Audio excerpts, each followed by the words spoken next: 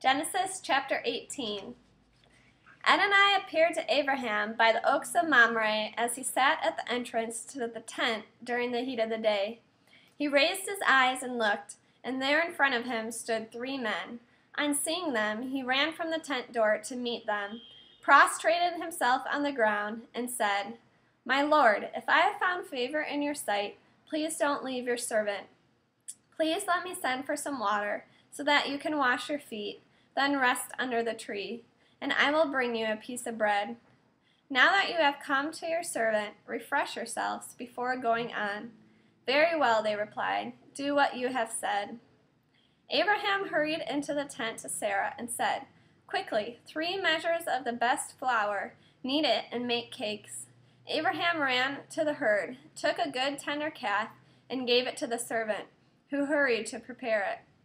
Then he took curds, milk, and the calf which he had prepared, and set it all before the men, and he stood by them under the tree as they ate. They said to him, "Where is Sarah your wife?" He said, "There in the tent." He said, "I will certainly return to you around this time next year, and Sarah your wife will have a son." Sarah heard him from the entrance of the tent behind him.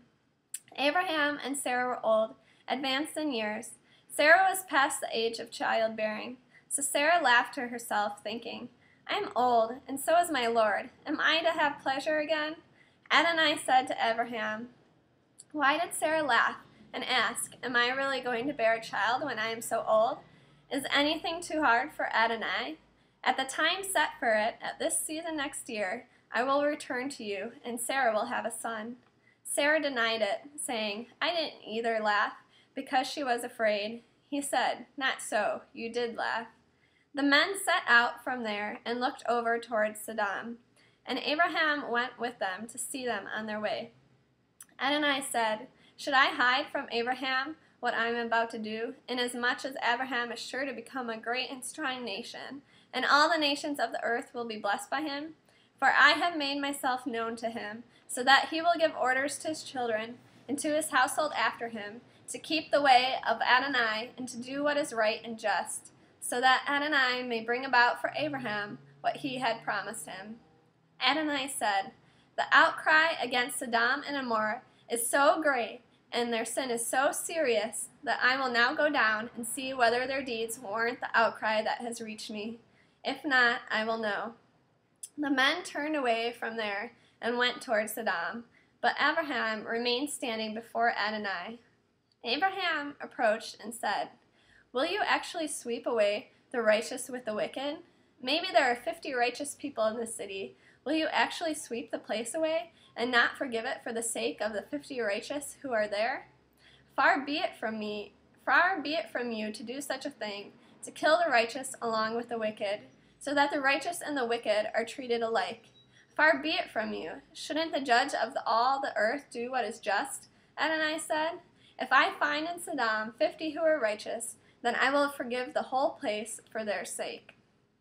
Abraham answered, "Hear now, I who am but dust and ashes, have taken it upon myself to speak to Adonai. What if there are 5 less than 50 righteous?"